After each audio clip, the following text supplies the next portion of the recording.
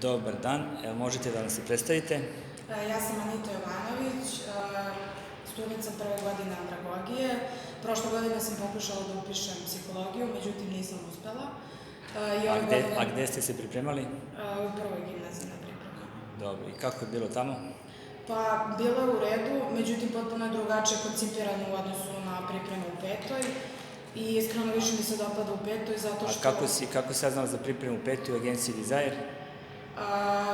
U srednjoj ste nam delili neke letke, mislim, a i preko preporuke profesorka iz srednje škole mi je baš preporučila petu.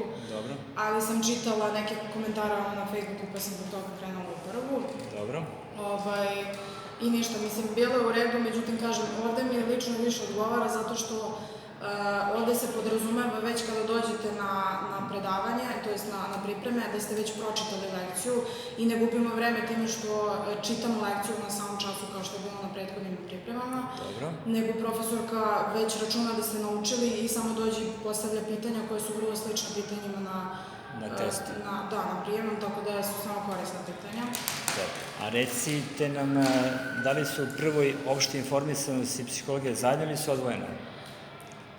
Pa nema baš u pravom smislu priprema iz opšte informisanosti, već opšte informisanosti izgleda... To govoriš za pripremu u prvoj gimnaziji?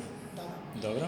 Već izgleda tako što daju testove samo koje rešavamo, a ovde imamo i časove gde nas pripremaju. Tako da na neki način kao da je bilo zajedno, nisu bile odvojene pripreme. Dobro.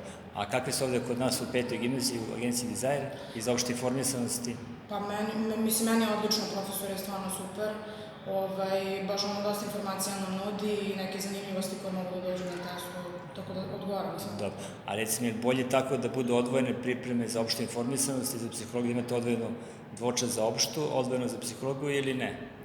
Pa možda je bolje odvojeno, zato što, mislim, više ćete naučiti ako vam neko i predaje različite oblasti. Mislim, ovde radimo sve moguće oblasti iz generalne kulture i nauke, nego možda je bolje, bolje. Bolje kad je odvojeno.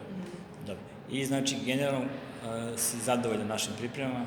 Da, odlično. Mislim, optimistična sam da ću upisati, vidjet ćemo. Da, sad imaš više šanse da upišeš psihologiju? Pa rekla bih, da. A je ti to bila želja isto prošle godine da upišeš psihologiju? Da. Dobro. Ništa, želimo ti puno uspeha na prijemu.